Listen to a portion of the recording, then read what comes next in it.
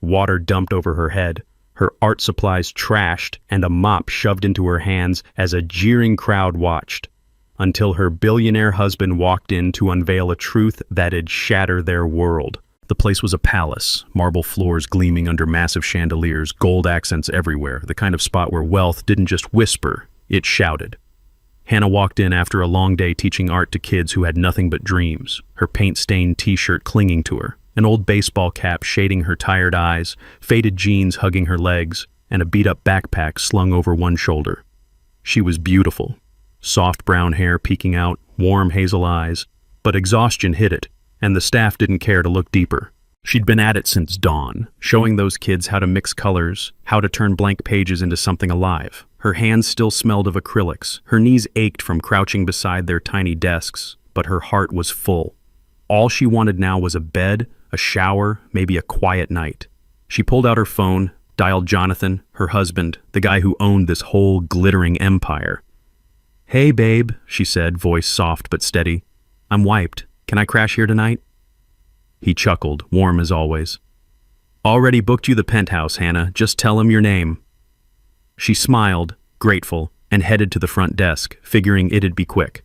But the second she stepped up, the air shifted. Two staffers, Colin, all slick hair and tight suit, and Sophie, blonde with a fake smile, looked her up and down like she'd tracked mud into their perfect world. Colin's eyes narrowed at her paint stains. Sophie's lips twitched at her cap. "Can I help you?" Colin asked, his tone dripping with doubt. Hannah adjusted her backpack, calm as ever. "Hi, I'm Hannah Brooks. My husband, Jonathan Carter, made a reservation for me." She waited, expecting a nod, a key, something normal. Instead, Sophie smirked, tapping her screen like it was a joke. "No Brooks here, and no Carter either. You sure you've got the right place?" Hannah blinked, keeping her cool. "Yeah, I'm sure. Could you check again?" Colin leaned over, glancing at Sophie's screen, then back at Hannah's jeans. "Look, lady, this is Carter Royale. Maybe try the motel down the street. More your speed." Colin didn't just sneer. He grabbed a stack of glossy Carter Royale brochures from the desk and flung them at Hannah's chest, the sharp edges smacking her paint-stained shirt as he barked, "Take these and read up on real guests somewhere else." Sophie cackled, "Yeah, learn what class looks like," while a couple in designer coats snickered from the sidelines. The papers scattered around her feet, some sticking to the wet spots from her earlier splashing. But Hannah didn't snap, just bent to pick them up, her hands steady, their cruelty a spotlight she refused to shrink from. Sophie chimed in. "We don't have time for games. If you're pretending to be Mrs. Carter, at least dress the part." Hannah's cheeks flushed, but she didn't snap, just stood there, steady. "I'm not pretending. Could you call a manager?" Sophie took it up a notch, snatching a glass of ice water from a passing waiter and dumping it over Hannah's head, the cubes clattering to the marble floor as the lobby gasped. "There, now you're awake! Get out of here!" she sneered, her blonde hair bouncing as Colin hooted. "Perfect! Wet trash fits her!" A woman in a fur coat giggled, "She's a walking puddle!" while a businessman snapped a photo, muttering, "This'll be good for laughs." Hannah stood there soaked and shivering, water dripping from her cap, but she didn't yell, just wiped her face, her calm a stark contrast to their venom. Colin snorted, "For you? Nah, you don't belong here." It got worse. Sophie waved over a security guard, Tom, big guy, buzz cut, hands like hams. "She's causing a disturbance," Sophie said, loud enough for the lobby to hear.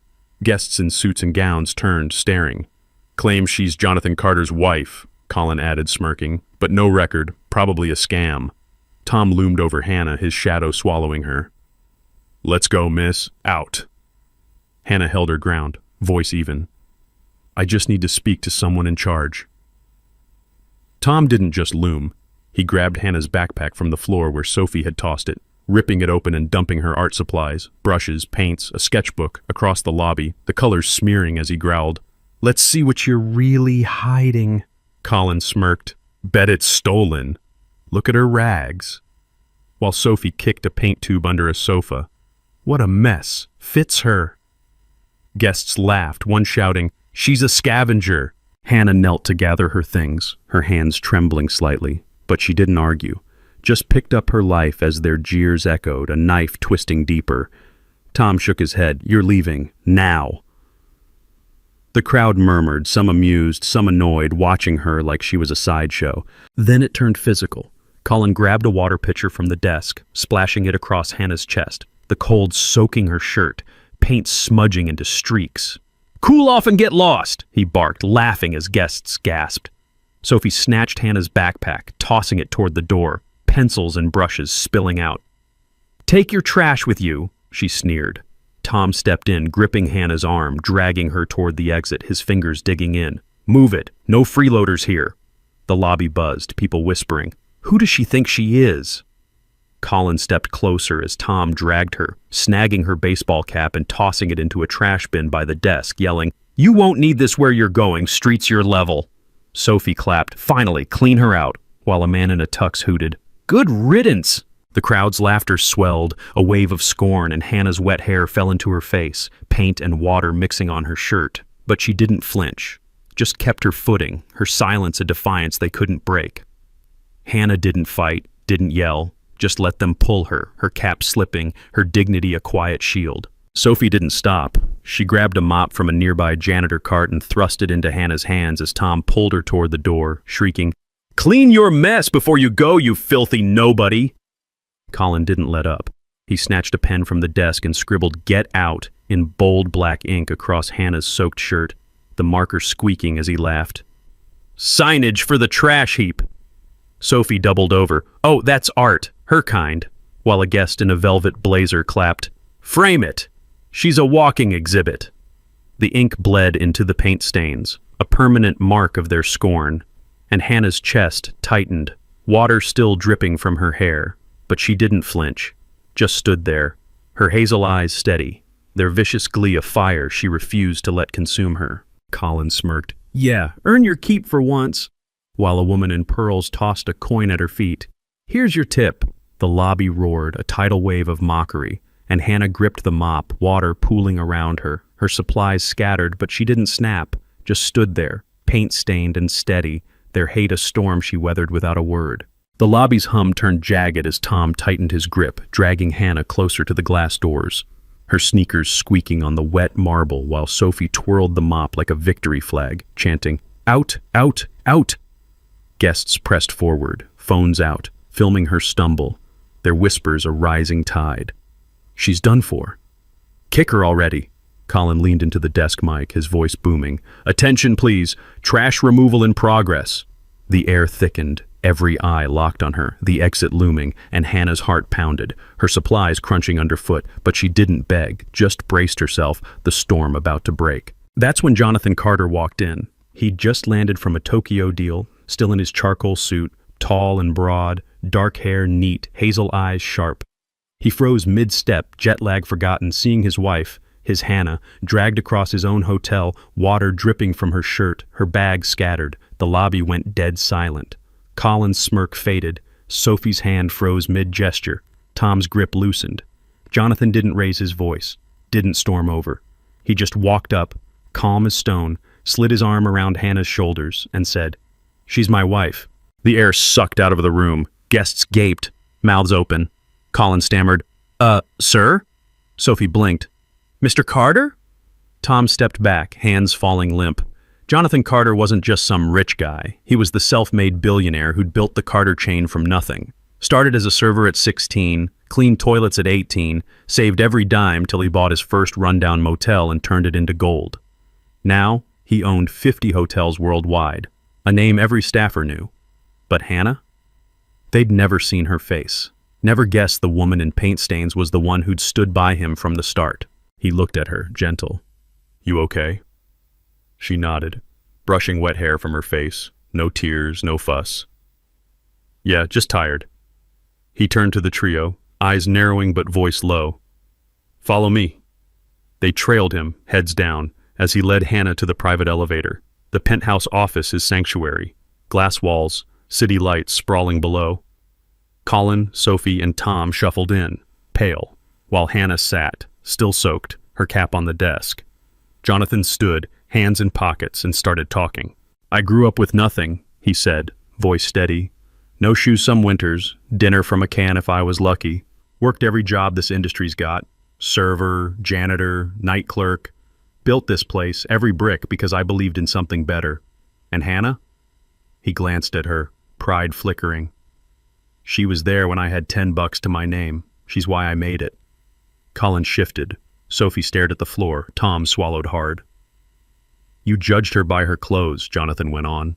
Pushed her out of a hotel I built for people like her, people who work hard, who don't flash wealth. That's not what Carter Royale stands for. Hannah spoke then, quiet but firm, paint still on her fingers. I wasn't angry today. I was sad. Sad that you saw me and decided I'm less, without even asking who I am. That happens to too many people every day. She didn't demand heads roll, didn't point fingers, just let her words sit, heavy. Colin mumbled, "We didn't know." Jonathan cut him off. You didn't care to know, that's the problem. Here's the twist nobody saw coming. Hannah wasn't just his wife. She was the heartbeat of the Carter Foundation's art program, a lifeline for homeless kids across the city. She'd started it years back, teaching in shelters, funding it with their fortune, millions that kept Carter Royale's lights on, too. Colin and Sophie's paychecks, tied to her work. Tom's uniform, paid by her vision. They'd mocked the woman who'd indirectly built their world, and now they sat there stunned as Jonathan laid it out. She's not just my partner, he said. She's the reason we give back. The room's silence shattered as Jonathan's arm tightened around Hannah, his voice low but piercing. She's the soul of this place. Every dollar you've earned, every light you've switched on, comes from her heart. Colin's knees buckled, the water he'd splashed now a noose. He'd mocked the woman whose art funded his life, his slick hair a crown of shame. Sophie's blonde bravado melted, her mop twirling a bitter memory. She'd taunted the founder who'd shaped their world, her smirk a ghost. Tom's ham hands trembled. The supplies he'd trashed her lifeline. He'd pushed a queen, and the crowd's gasps turned to cheers. Their downfall a symphony Hannah's quiet strength conducted. Another curveball hit. Jonathan didn't fire them, didn't even dock their pay. He leaned forward, voice like steel. You're staying, but you're fixing this. Bias training, every staffer, top to bottom, empathy classes. You'll learn what it's like to be on the other side. And Hannah's art program, you're in, hands-on, starting tomorrow. You'll lead the change here, or you're out. Colin's slick hair fell limp as Jonathan's words sank in, his smugness a ghost. He'd splashed water on a woman whose foundation paid his wage, and now he'd lead her reform or lose everything, his arrogance a chain he'd forged. Sophie's blonde bounce flattened, her transfer dream a lifeline she'd have to earn. She'd mocked the woman who'd built the art program she'd begged to join, her career dangling by Hannah's grace. Tom's buzz cut couldn't hide his sweat. He'd dragged the wife of the man who'd signed his checks, and now he'd train others under her shadow, his pushy hands a memory that'd haunt him. Their world flipped, and the audience cheered as their own cruelty buried them. Hannah's quiet strength the gavel on their fate. Colin's jaw tightened. Sophie's eyes widened. Tom nodded slow. They weren't off the hook. They were on a leash, one they'd have to earn their way off. 3 months later, Carter Royale wasn't the same. Colin, once all sneers and suits, stood at the desk, greeting an old woman in a frayed coat like she owned the place. "Welcome, ma'am," he said, handing her a key, his voice soft, genuine. He'd spent weeks in Hannah's classes, watching kids paint their fears into hope, and it had stuck. Sophie, after sketching with a shy girl who'd lost everything, put in for a transfer, community outreach, her new dream. She'd found something in those classrooms, something bigger than a paycheck. Tom, the guy who'd dragged Hannah, now ran security training across every Carter hotel, his rule simple. Safety, yes. Dignity, always.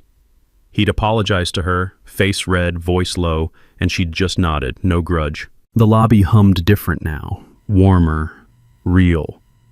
Guests noticed, staff smiled more, the air less stiff. Hannah walked in one evening, same paint-stained shirt, same cap, and nobody blinked. Colin waved. "Good to see you, Mrs. Carter." Sophie rushed over. "Need anything?" Tom tipped his hat. "Evening, ma'am." She smiled, small and true, heading up to Jonathan's office. He met her there, pulling her close, the city glowing outside. "They're better," he said. She nodded. "They're learning." The hotel she'd been thrown from was hers again, not by force but by change. One quiet moment defined it. Hannah stood by the lobby fountain, watching a kid from her class, a scrappy boy named Leo, check in with his mom, free night courtesy of the program. Colin carried their bags, Sophie slipped Leo a candy, Tom held the door. Hannah's eyes softened, paint still on her hands, knowing this was bigger than her humiliation. It was about them, all of them, seeing what she'd always seen. Worth isn't in the clothes. If this story made you feel something, don't forget to like, share, comment, and subscribe for more.